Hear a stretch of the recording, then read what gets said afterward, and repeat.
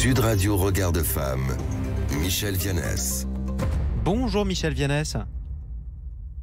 Bonjour Jean-Marie. Vous êtes présidente de l'organisation non gouvernementale Regard de Femmes. Michel, vous allez nous parler de ces 2 semaines d'activisme contre les violences faites aux femmes qui se situent entre la journée d'hier, le 25 novembre, journée mondiale pour l'élimination des violences envers les femmes, et le 10 décembre, c'est la journée mondiale des droits humains. C'est complémentaire, Michel.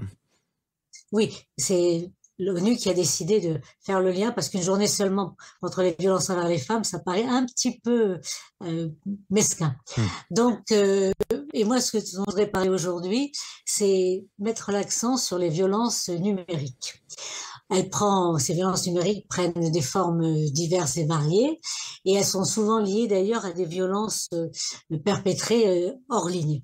Et donc, bien que toutes les femmes et les filles sont exposées, ça c'est sûr, elles visent tout particulièrement justement les femmes actives dans la vie publique, je pense en particulier aux journalistes, et pour tenter de les réduire au silence, mais il y a aussi les femmes politiques et puis toutes les défenseuses des droits humains des femmes en France et dans le monde. En gros, toutes les femmes qui ont une vie publique. Qu'est-ce qu'on appelle la violence numérique, Michel ? Eh bien, ça concerne tout acte de violence qui vise, bien sûr, une femme parce qu'elle est femme, mais qui est commis ou aggravé d'ailleurs, ou facilité, puisque c'est plus facile quand on n'a personne en face, par l'utilisation d'outils numériques, téléphone portable, smartphone, plateforme des médias sociaux et courrier électronique.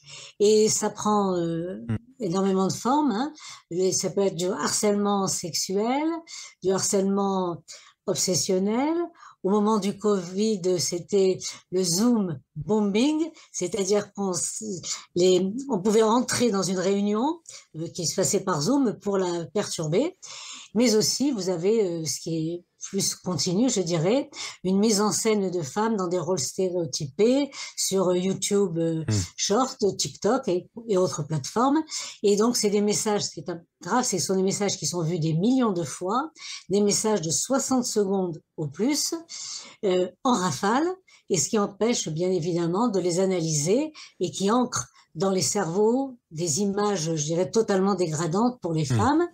Et surtout le fait de ne pas voir la personne à qui l'on s'adresse, l'autre qui est virtuel et qui est totalement du coup déshumanisé, eh bien, et puis le fait aussi de s'exprimer par monologue, ça accroît la violence ou la colère des auteurs qui se déchaînent au détriment justement en particulier de personnes plus fragiles ou plus isolées. Effectivement. Alors qu'est-ce qu'ils risquent, ces auteurs de violences numériques, Michel Vianès ?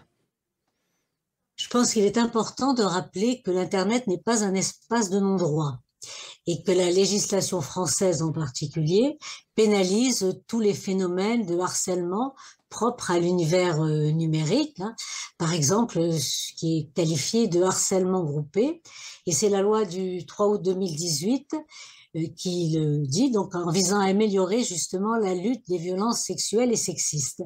Et elle réprime tous ces phénomènes de meute en ligne, lorsque plusieurs personnes attaquent la même personne, des propos qui sont imposés à une même victime, et même si c'est de manière concertée évidemment, mais même si ce n'est pas de manière concertée, et même il suffit de dire qu'on like, qu'on aime certains messages et de les partager pour tomber sous le coup de la loi. Et donc, par contre, ce qui est important, c'est que cette loi soit connue et qu'elle soit appliquée.